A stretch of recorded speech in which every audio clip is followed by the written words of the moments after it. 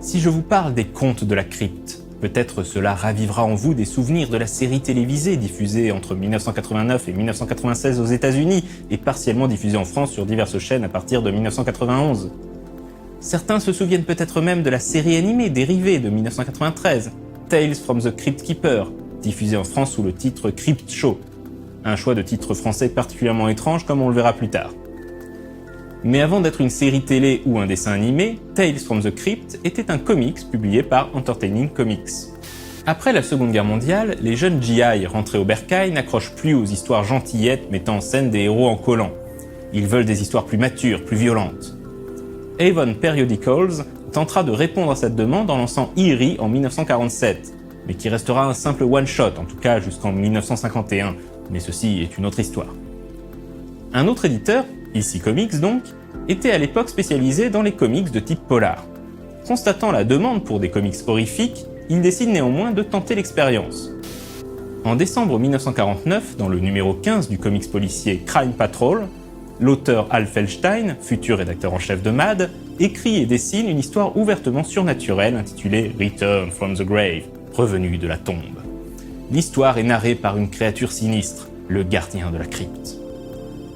L'histoire se révèle très populaire et les lecteurs en veulent davantage.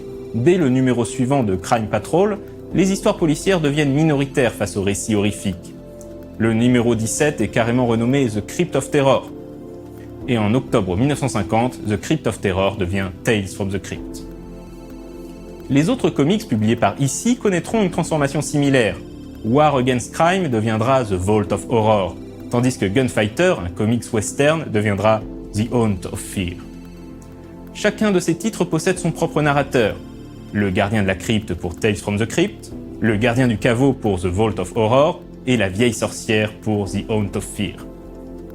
D'abord écrits au premier degré, ces trois personnages deviendront progressivement moins sérieux, agrémentant les récits de commentaires sarcastiques. Malheureusement, l'émergence du Comic Code en 1954 sonnera le glas des comics horrifiques de EC Comics, qui cesseront donc d'être publiés. Mais cela ne les aura pas empêchés de faire forte impression. En 1972, Tales from the Crypt est transposé au cinéma sous la forme d'un film à sketch qui adapte des histoires tirées des différents comics horrifiques de EC Comics. Un deuxième film nommé The Vault of Horror suivra en 1973. En 1982, George Romero et Stephen King rendront hommage aux publications EC Comics avec Creepshow, un film ouvertement inspiré de Tales from the Crypt. Et c'est donc pour ça qu'il est très étrange que la série animée officielle des Contes de la Crypte soit nommée en français Crypt Show, qui est donc une référence à l'hommage. En 1989, HBO adaptera Tales from the Crypt en série télé, comme on le mentionnait en introduction.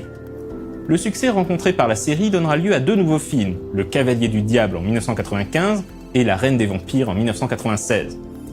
Une courte série spin-off nommée Expériences interdites sera également diffusée en 1997. Il s'agit en réalité d'une adaptation d'un autre comics ici, Weird Science. Un troisième film dérivé de la série télé aurait dû voir le jour, mais sortira finalement de manière indépendante. Son nom, The Frighteners, ou Fantôme contre Fantôme en français. Mais ce sera le sujet de la prochaine Minute du Geek.